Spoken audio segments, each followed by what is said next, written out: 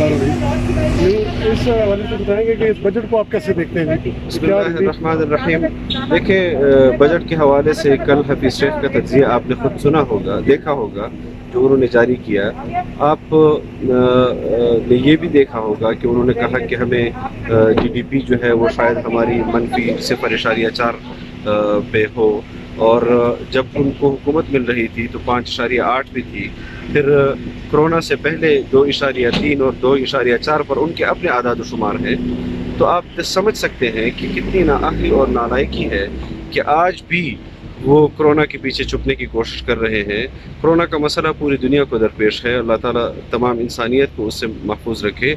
लेकिन आप अगर इस हुकूमत को जिस महाज पर भी देखेंगे, चाहे वो खारजी महाज पर हो, तो कश्मीर के मसले के लिए उनकी तरफ से क्या इकदाम हुए, हम पूरी कौम ने उनका साथ दिया। हम बदतरीन अपोजिशन होने के साथ साथ उन कश्मीर इशू पर उनके पीछे खड़े हो गए, और तमाम इदारों को हमने मुकम्मल यकीन दहानी का यकीन दिलाया।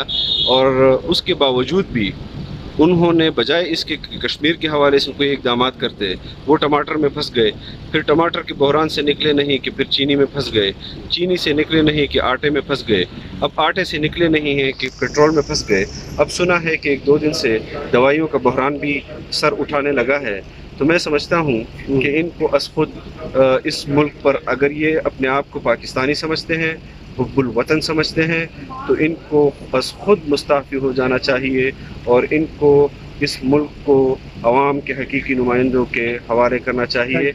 हम समझते हैं कि हम अपना किरदार अदा करते रहे हैं, इन 2 सालों में भी करते रहे हैं और आइंदा भी करेंगे इंशाअल्लाह, जब तक हम मुकम्मल तौर पर अपने मुल्क की सियासत को, मुल्क की इक्तिसादियात को, मुल्क की मईशत को और अपनी खारजा पॉलिसी को और दाखिला पॉलिसी को आज़ाद नहीं कर लेते, हम अपनी सियासी जदोजहद जारी रखें। Thank you sir.